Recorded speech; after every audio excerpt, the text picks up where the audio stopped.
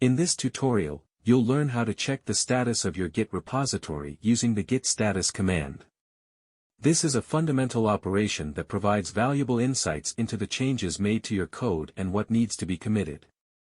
Prerequisites: before you begin, make sure you have Git installed on your computer.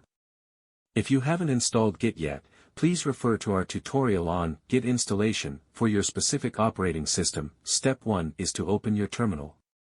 If you're using Mac OS or Linux, open your terminal.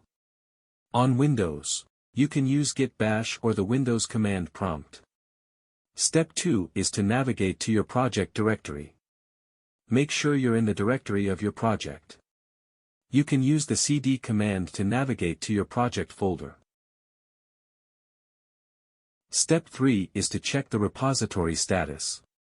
To see the status of your Git repository, use the git status command.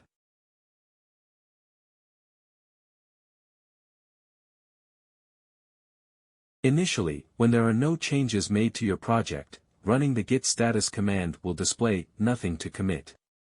Now, let's make some updates to one of the files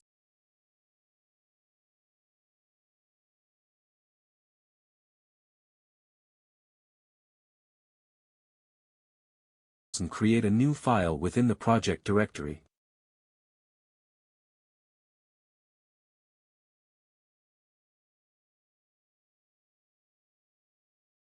After these changes, we'll run the git status command again.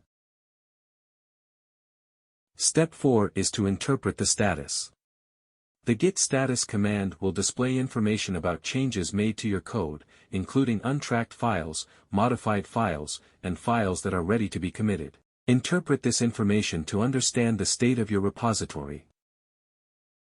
Upon executing git status after making changes, you'll notice that it reflects the modifications you've made and the presence of an untracked file. To prepare these changes for commit, we'll add them to the staging area using the git add command.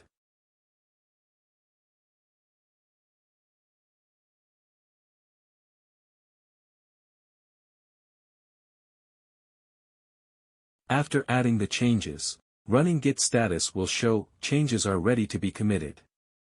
To complete the process, we'll commit the staged changes using the git commit command, following the method we've learned earlier in the previous tutorial.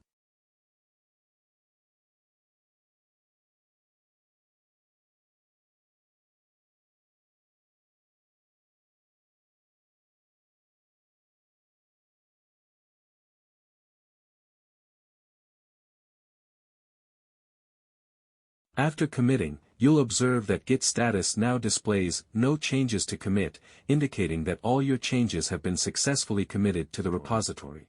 With this knowledge, you'll be well prepared to make informed decisions about what to commit, branch, or merge in your Git workflow. Thanks for watching. Subscribe for more content.